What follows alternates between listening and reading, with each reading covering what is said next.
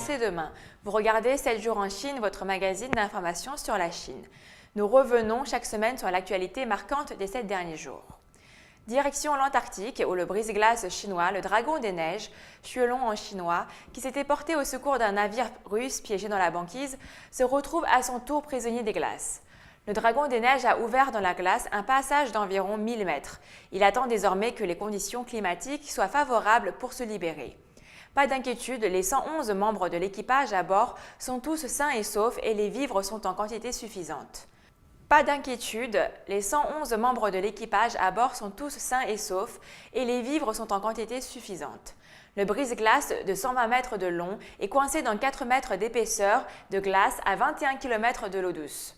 L'administration océanique de Chine a dépêché un groupe d'experts d'urgence en consultation avec l'équipage.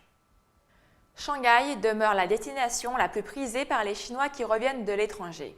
Effectivement, beaucoup d'entre eux tentent de créer des entreprises dans cette ville, considérée comme offrant les meilleures opportunités pour les entrepreneurs. À la recherche d'une meilleure qualité de vie, c'est l'objectif partagé par Chen Huiling et son équipe. Il y a 14 ans, elle a quitté l'Allemagne pour s'installer à Shanghai et a fondé sa propre entreprise touchant aux matériaux, à la décoration et aux intérieurs.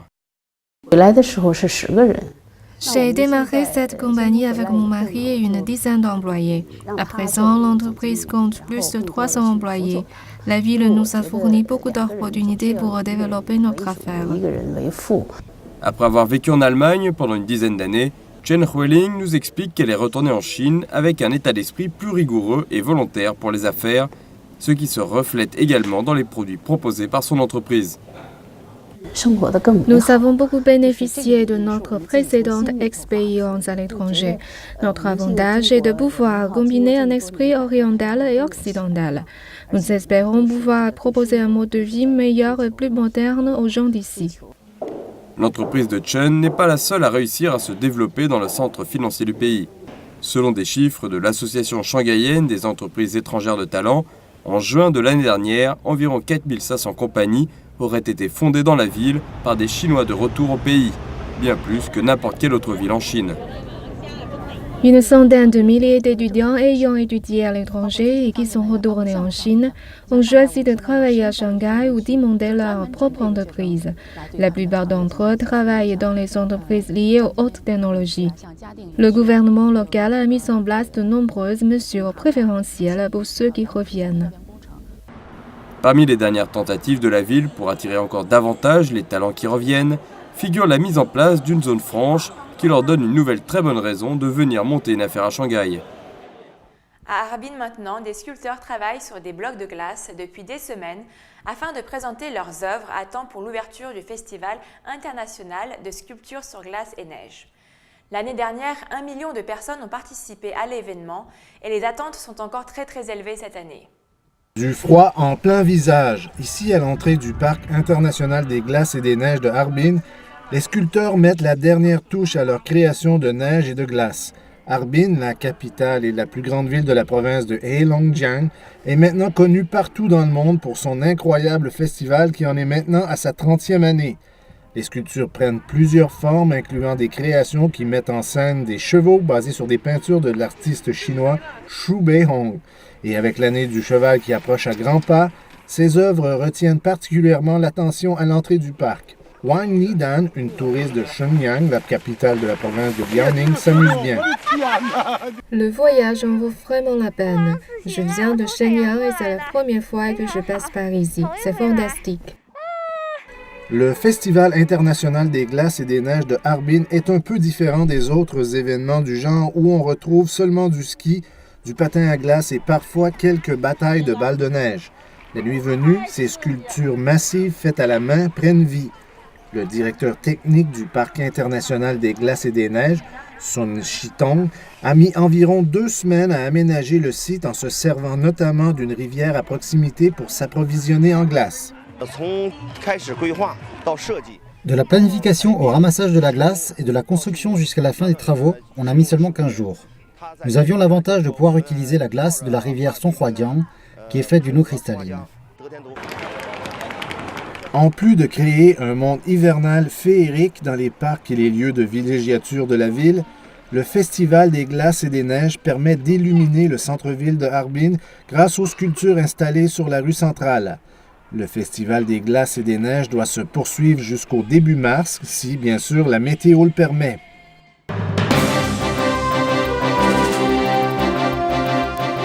Reste en Chine, les anciens quartiers tortueux de Beijing, connus sous le nom de Hutong, sont les témoins de l'histoire de la capitale chinoise. Dashela, l'un des plus anciens Hutong de Beijing, ses habitants vont bientôt être évacués de ce quartier vieux de 5 siècles. Après avoir signé des accords avec le gouvernement, les autorités affirment que la surpopulation a rendu ces vieilles maisons dangereuses. Beaucoup d'habitants refusent pourtant de quitter les lieux. Pendant des siècles, les Hutong ont été le socle de la société pékinoise. Les familles partagent des allées, des cours et des repas avec leurs voisins. Monsieur Xu se remémore la vie d'avant dans le Hutong de Dashela. J'habite ici depuis que je suis petit, depuis 60 ans. Je jouais au volant dans la rue avec les enfants des autres familles. Rien n'a changé dans cette rue. Mais l'avenir de Dashela est plus qu'incertain. Les autorités ont décrété que le Hutong surpeuplé de Dashela était devenu dangereux pour ses habitants. Elles songent à évacuer la zone pour la protéger. Un projet prévoit que les riverains seront relogés dans des maisons plus modernes. Mais de là à savoir si les habitants du vieux Beijing sont prêts à partir, c'est un autre problème. Je vis très près de mon magasin. Si je dois partir, alors je devrais probablement le fermer. Joint par téléphone, un porte-parole du gouvernement local a refusé de préciser si les bâtiments seront détruits. Les réminiscences du vieux Beijing ont captivé des hordes de touristes étrangers qui expriment leurs regrets. C'est vraiment dommage. Nous venons ici pour voir la vraie Chine. Les gens sont la ville.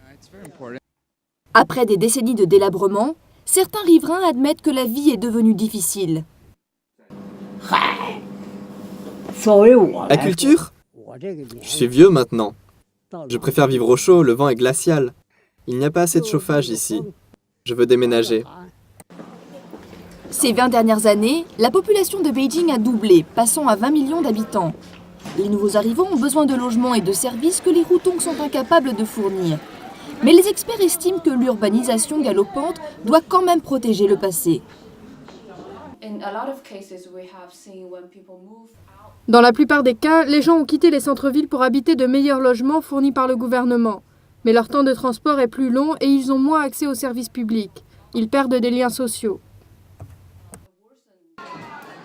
Il est certain que la plupart des habitants de Dashela seront relogés dans des appartements neufs. Ceux qui sont très attachés à leur Hutong affirment qu'une cuisine privée et une salle de bain moderne ne sont pas suffisants pour les faire partir. Avec l'arrivée prochaine de la nouvelle année chinoise, l'année du cheval, la Poste a sorti un timbre spécial pour le nouvel an lunaire. Le cheval est aussi représenté sur bon nombre d'autres articles qui attirent l'attention des consommateurs. Dimanche est sorti le timbre du signe astrologique de l'année chinoise à venir, le cheval. Ce timbre du zodiaque a une valeur de 1,2 yuan et représente un cheval blanc avec une selle rouge sur son dos. Brodé sur la selle, on peut voir 2 chauves-souris, en chinois ma shang you fu, qui signifie également, par homophobie, avoir des bienfaits tout de suite. Le timbre est déjà très recherché par les collectionneurs. Certains ont même fait la queue au bureau de poste pendant plusieurs jours pour arracher l'un des timbres commémoratifs. J'aime collectionner des timbres, surtout les timbres du zodiaque. Alors je suis venu ici le matin très tôt. Et il n'y a pas que le timbre. D'autres articles faisant figurer l'animal se vendent comme des petits pains. Les décorations du Nouvel An chinois, dont les traditionnels distiques et les papiers découpés sont particulièrement populaires. Les créateurs de bijoux sont également présents sur le créneau. Les bijoux représentant des chevaux sont extrêmement populaires. On peut en vendre plus de 60 par jour. Avec l'année du cheval qui approche à grands pas, cet animal va encore gagner en popularité. On referme cette édition avec la Cité interdite. Le musée le plus visité au monde va se donner un jour de repos hebdomadaire. La Cité interdite de Beijing, vieille de 600 ans, reçoit plus de 10 millions de visiteurs par an. Elle sera désormais fermée tous les lundis. Le musée de l'ancien palais impérial de Beijing, plus connu sous le nom de Cité interdite, constitue le plus grand rassemblement au monde de bâtiments historiques, et aussi les mieux conservés. Ce complexe illustre l'architecture palatiale chinoise traditionnelle. Il a eu une influence majeure sur les développements culturels et architecturaux en Asie orientale. Voilà pourquoi les visiteurs du monde entier se précipitent ici chaque jour. Mais ce site historique ne peut plus supporter cette pression. La pression est tout simplement trop grande. Aucun musée dans le monde n'ouvre 365 jours par an. Avec tant de collections inestimables et tant de touristes, il y a un effort énorme demandé au personnel.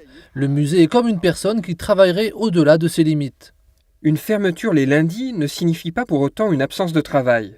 Le personnel continue à faire des tâches d'entretien et de maintenance des collections et des constructions, et réalise également des tests sur les systèmes de sécurité. Des cours sont aussi dispensés pour améliorer la gestion et les services. La préservation devrait être de toute première importance pour les objets du musée. Ce n'est qu'ensuite que l'on peut réfléchir à la manière de les présenter au public. Nous souhaitons que les générations futures puissent aussi admirer notre riche patrimoine. Fermer un jour de la semaine est une pratique courante dans les musées du monde entier. Le musée du Louvre à Paris et le musée de l'Ermitage à Saint-Pétersbourg en Russie ont tous deux un jour de repos hebdomadaire. Beaucoup souhaitent que le musée ressorte revigoré de ses pauses du lundi. Merci de votre fidélité. Je vous donne rendez-vous la semaine prochaine sur C'est demain à 22h30.